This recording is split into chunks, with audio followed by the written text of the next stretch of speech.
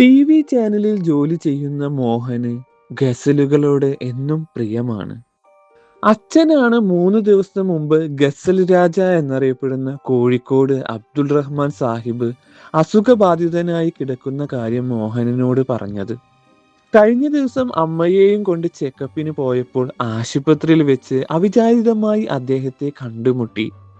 നിന്നെക്കുറിച്ച് അദ്ദേഹം ചോദിച്ചിരുന്നു. ആദ്യ ഗുരുവാണ്, മറ്റു ബുദ്ധിമുട്ടുകൾ ഇല്ലാച്ചാൽ ഒന്ന് പോയി കാണൂ. അച്ഛന്റെ ആ വാക്കിനെ മാനിച്ചുകൊണ്ട് മോഹൻ ഗസൽ രാജയെ തന്റെ പ്രിയപ്പെട്ട ഗുരുവിനെ കോഴിക്കോട് പോയി കാണാൻ തന്നെ തീരുമാനിച്ചു. 2 ദിവസം കഴിഞ്ഞ് കോഴിക്കോട്ടേക്കുള്ള ട്രെയിനും ബുക്ക് ചെയ്തു.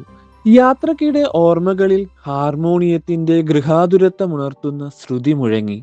അനുഗ്രഹത്തോടെ അന്ന് അദ്ദേഹം പാടിക്കൊടുത്ത 2 വരികൾ മോഹൻ ട്രെയിനിലാണെന്നും ചുറ്റും യാത്രക്കാരുണ്ടെന്നും മറന്ന് ഒന്നുകൂടെ മൂളി.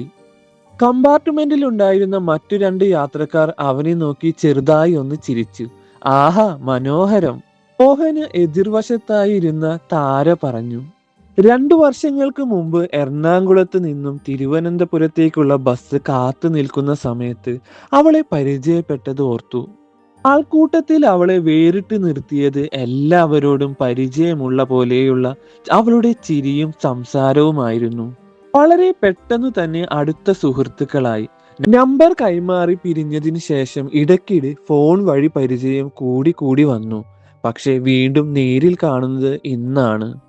സുഹൃത്തുക്കളുമൊത്ത് യാത്രകൾ പോകുന്ന വിവരം താരയോട് പറയുമ്പോൾ കൂടെ വരട്ടെ എന്ന് അവൾ ചോദിക്കാറുണ്ട്. വന്നോളൂ എന്ന് താൻ പറയും, പക്ഷെ വരാറില്ല. ഇപ്പോൾ പോകുന്ന കാര്യം പറഞ്ഞപ്പോഴും സ്ഥിരം ചോദ്യവും സ്ഥിരമായി മോഹൻ കൊടുക്കാറുള്ള ഉത്തരവുമാണെന്നാണ് മോഹൻ കരുതിയത്. കൂടെ വരുമെന്ന് വിചാരിച്ചതേയില്ല.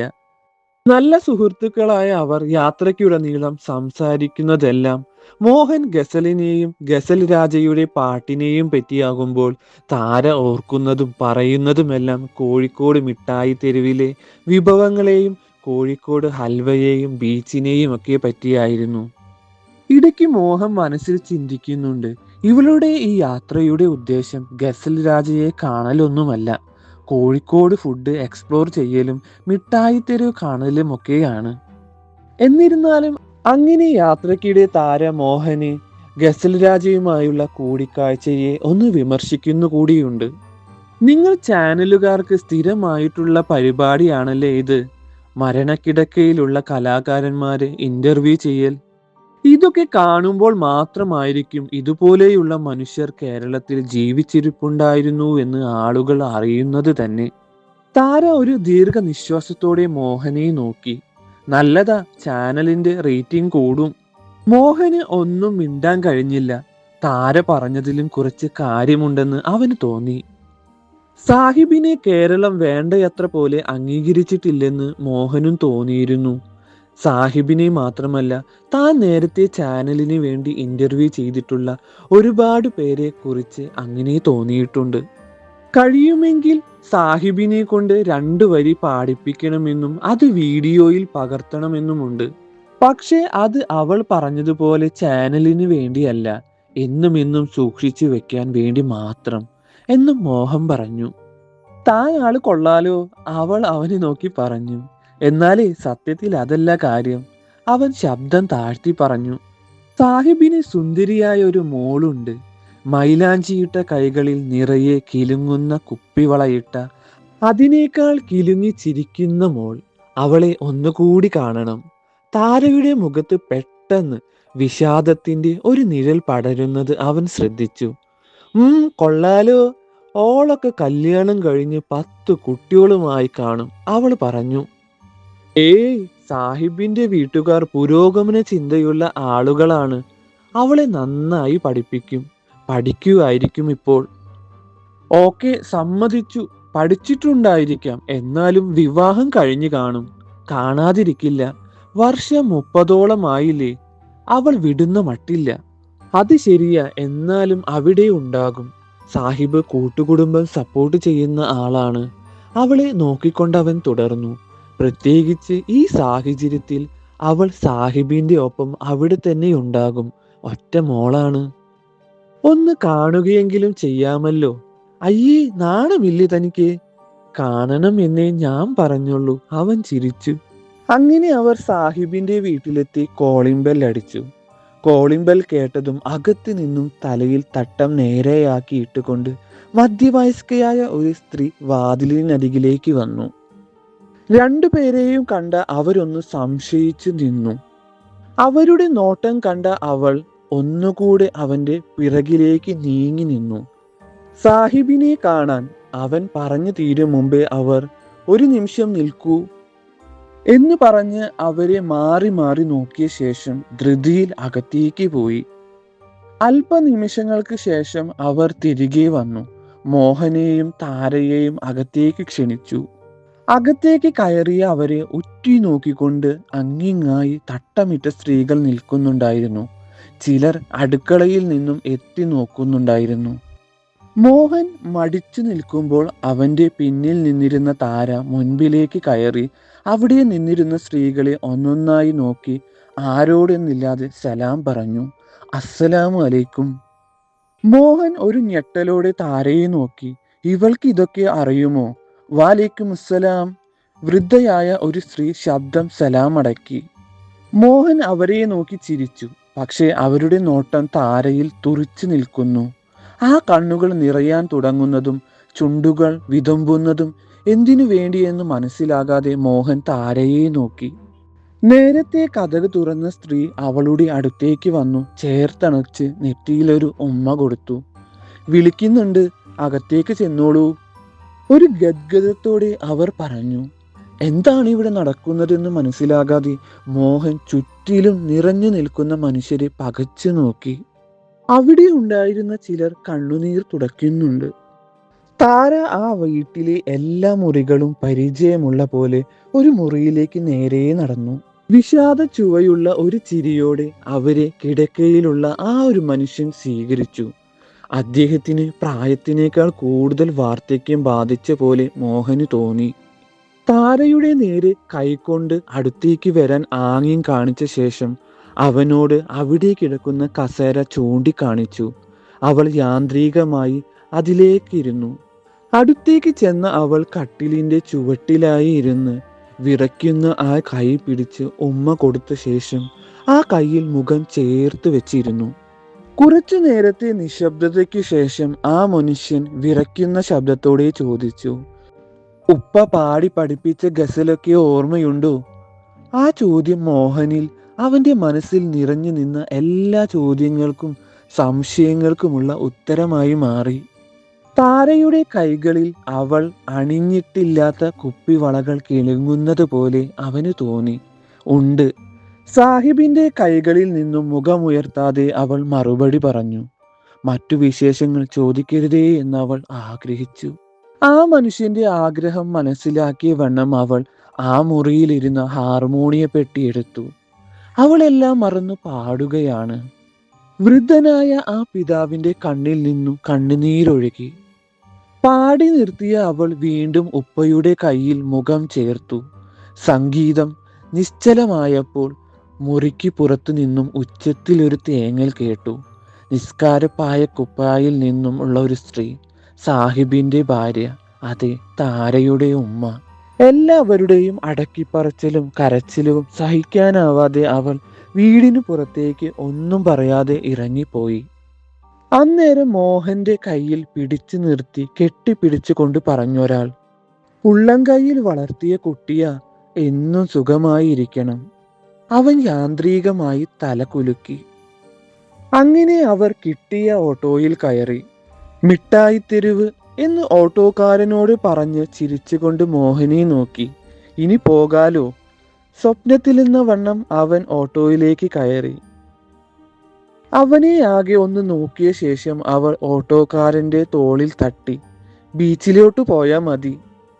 ശേഷം അവന്റെ മുഖത്തേക്ക് നോക്കി അവനോടായി പറഞ്ഞു, തനിക്ക് എന്നോട് എന്തൊക്കെയോ ചോദിക്കണമെന്നുണ്ട്. കഥ പറയാൻ നല്ലത് കടൽ തീരമാണ്. അങ്ങനെ അവൾ ബീച്ചിലെ കടൽ തിരമാലകളെ സാക്ഷിയാക്കി അവളുടെ കഥ പറയാൻ ആരംഭിച്ചു. വർഷങ്ങൾക്ക് മുമ്പ് ഒരിക്കൽ എനിക്ക് പാനിപൂരി കഴിക്കാൻ തോന്നി. എല്ലാവരും ടേസ്റ്റ് പറയുന്നത് കേട്ടപ്പോൾ ഒരു ആഗ്രഹം. അവൾ മോഹനെ നോക്കിക്കൊണ്ട് തുടർന്നു. എന്തെങ്കിലും കഴിക്കുവാനുള്ള ആഗ്രഹം പറഞ്ഞാൽ പ്രഗ്നന്റ് ആണോ എന്ന് ചോദിച്ച് കളിയാക്കുന്നത് സ്ഥിരമാണ്. വിവാഹം കഴിഞ്ഞ് പ്രസവിക്കാൻ സാധിക്കാത്ത എനിക്ക് അത് കേൾക്കാൻ വയ്യാത്തത് കൊണ്ട് പിന്നെ ആഗ്രഹങ്ങളൊന്നും പറയാറില്ല. അയാൾ അങ്ങനെയാണ്. അയാൾ മോഹൻ സംശയത്തോടെ താരയെ നോക്കി. My X us. താര ഉറക്കെ ചിരിച്ചു. മോഹൻ നിശബ്ദനായി കേട്ടിരുന്നു. അവളുടെ കഥ ചെറുതല്ല. 2 വർഷങ്ങൾ നീണ്ട പ്രണയത്തിൻ്റെയും അതിൻ്റെ ബാക്കി എന്നോളം 10 വർഷത്തോളം അനുഭവിച്ച തടങ്കലിൻ്റെയും കഥകൾ. എൻ്റെ പേര് കേട്ടപ്പോൾ ക്രിസ്ത്യനാണെന്ന് കരുതിയാണത്രേ അയാൾ എന്നോട് പ്രണയം പറഞ്ഞത് തന്നെ. താരമെല്ലെ ചിരിച്ചു. മതപ്രകാരമുള്ള പേര് തിരഞ്ഞെടുക്കാത്തതിൻ്റെ കാരണം പറഞ്ഞ് വീട്ടുകാർ ഉപ്പയോട് വഴക്കായിരുന്നു. മനുഷ്യനായി ജീവിച്ചാൽ മതി, മതം മതത്തിന് വേണ്ടി മാത്രമെന്ന് അവരോട് ഉപ്പ പറഞ്ഞു. കുറച്ചുകൂടി മുതിർന്നപ്പോൾ തട്ടമിട്ട കുട്ടിക്ക് എന്താണ് ഇങ്ങനെ ഒരു പേരെന്ന് കേൾക്കുന്നവർ അതിശയിക്കാൻ തുടങ്ങിയപ്പോൾ ഞാൻ ഉപ്പയോട് പരാതി പറഞ്ഞു. അതൊരു പ്രശ്നമാണെങ്കിൽ ആ തട്ടമങ്ങ് മാറ്റിക്കൊള്ളൂ എന്ന് പറഞ്ഞ് എൻ്റെ തലയിലെ ചുറ്റിയിട്ടിരുന്ന തട്ടം മാറ്റി തോളിലേക്ക് ഇട്ടു തന്നതും ഉപ്പയായിരുന്നു. അത്രയ്ക്കും സ്വാതന്ത്ര്യവും സ്നേഹവും കിട്ടിയാണ് ഞാൻ വളർന്നതെല്ലാം. അദ്ദേഹം പാടുമായിരുന്നു. ഒന്ന് മടിച്ച ശേഷം മോഹൻ ചോദിച്ചു, ഹൃദയമില്ലാത്തവർക്ക് എന്ത് ഗസൽ? അവൾ വീണ്ടും ചിരിച്ചു. അവന് ബിസിനസ് മാത്രമേ വശമുണ്ടായിരുന്നുള്ളൂ. നമ്മുടെ വിവാഹത്തിന് അവൻ്റെ വീട്ടുകാർക്കും എതിർപ്പായിരുന്നു. പക്ഷെ അവസാനം സ്വന്തം വീട്ടുകാരെ ഉപേക്ഷിച്ച് വന്നവൾ എന്ന പരിഗണനയിൽ അവരുടെ മതാചാരപ്രകാരം എന്നെ സ്വീകരിച്ചു. കല്യാണം കഴിഞ്ഞു ആരുടെയും കൂർത്ത മുഖം കാണാൻ ഇടയാക്കാതെ എന്നെ ദുബായിലേക്കും കൊണ്ടുപോയി. എനിക്ക് ആശ്വാസം തോന്നി. പക്ഷേ അവിടെ എത്തിയ അവൻ്റെ സ്വഭാവം ആകെ മാറി. ആവശ്യമില്ലാതെ ദേഷ്യപ്പെടും. എല്ലാം കുറ്റമാണ്. എന്നോടുള്ള ഇഷ്ടം പെട്ടെന്ന് അപ്രത്യക്ഷമാവുന്ന പോലെ തോന്നി. ഞാൻ ആ 4 ചുവരിനുള്ളിൽ ഉണ്ടെന്നുള്ള ഭാവം പോലും അവനില്ലായിരുന്നു. ആൾക്ക് എന്തെങ്കിലും വേറെ അഫയേഴ്സ്? മോഹൻ മടിച്ചു മടിച്ചു ചോദിച്ചു. ഏയ്, ആളുടെ ഫ്രണ്ട്സ് എല്ലാം ആണുങ്ങളായിരുന്നു. അവിടെയാണ് അവനെ എനിക്ക് മനസ്സിലാക്കാൻ കഴിയാതെ പോയത്. രാത്രികളിൽ യാതൊരു മടിയുമില്ലാതെ അവരോടൊപ്പം എൻ്റെ മുന്നിൽ കൂടെ ബെഡ്റൂമിൽ കയറി പോകുന്ന അയാൾ എന്നെങ്കിലും എന്നെയും പരിഗണിക്കുമെന്നോർത്ത് ആരോടും പരാതി പോലും പറയാൻ കഴിയാതെ ഞാൻ സമാധാനപ്പെട്ടു. കാലങ്ങൾ കഴിയെ അയാളുടെ വീട്ടുകാരുടെ കുറ്റപ്പെടുത്തലുകളും കൂടി. അമ്മയാവാൻ കഴിയാത്തവൾ എന്നത്. അങ്ങനെ അമ്മയാവാൻ കഴിയാത്ത ഞാൻ അയാളുടെ ജീവിതത്തിൽ നിന്നും ഒഴിഞ്ഞു പോകാൻ തയ്യാറാണെന്ന് അയാളുടെ അമ്മയോടും കുടുംബക്കാരോടൊക്കെയും തുറന്നു പറഞ്ഞു. അന്ന് രാത്രിയിൽ എന്നെ ഉപേക്ഷിച്ച് പോകരുതേ എന്നും പറഞ്ഞ് അയാൾ എൻ്റെ മുന്നിലിരുന്ന് കരഞ്ഞു. അയാളുടെ ഇഷ്ടങ്ങൾക്ക് ഒരു മറയായിരുന്നു ഞാനെന്ന് അന്ന് മനസ്സിലാക്കി. തൻ്റെ പിന്നാലെ പ്രണയം നടിച്ചു നടന്നതുപോലും അഭിനയമായിരുന്നു. സത്യത്തിൽ അയാൾ ആരാണെന്ന് മറച്ചു വെക്കുവാൻ കണ്ടുപിടിച്ചൊരു വഴി. അയാൾക്ക് പെൺകുട്ടികളോട് താല്പര്യം തോന്നുന്നില്ല. അയാൾ ഒരു ഗേ ആണെന്ന് തുറന്നു പറഞ്ഞാൽ സമൂഹത്തിലും കുടുംബത്തിനും തനിക്കും ചീത്തപ്പേര് വന്നാലോ എന്നുള്ളൊരു പേടി. അന്ന് ഞാൻ എല്ലാം ഉപേക്ഷിച്ച് ഇറങ്ങിയതാണ്. പിന്നീട് അയാളെയും ആ കുടുംബത്തെയും കുറിച്ച് ഒന്നും അന്വേഷിച്ചിട്ടില്ല. 2 വീട്ടുകാരെയും പരിചയക്കാരെയും കാണാതിരിക്കാൻ ഒളിച്ചു നടന്നു. അവൾ മോഹനെ നോക്കി. അവനാകട്ടെ എന്താണ് അവളോട് പറയേണ്ടത് എന്നറിയാതെ കടലിലേക്ക് തന്നെ നോട്ടം മാറ്റി.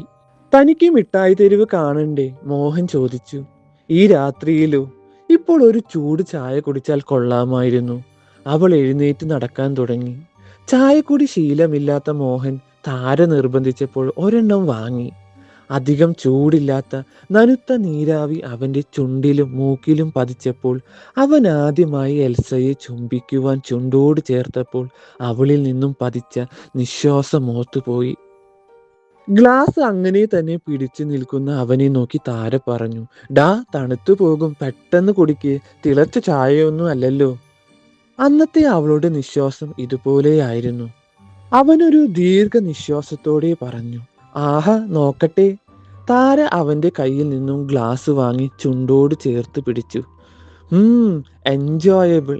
എന്നിട്ട് നീ എന്താ ആ ചുണ്ടികൾ വേണ്ടെന്ന് വെച്ചത്? അവളുടെ ചുണ്ടുകൾക്ക് മാസം ലക്ഷങ്ങൾ അക്കൗണ്ടിൽ സാലറി ആയി വരണം. മോഹന്റെ ചിരിയിൽ നനുത്ത ഒരു വിഷാദം പടർന്നിരുന്നു.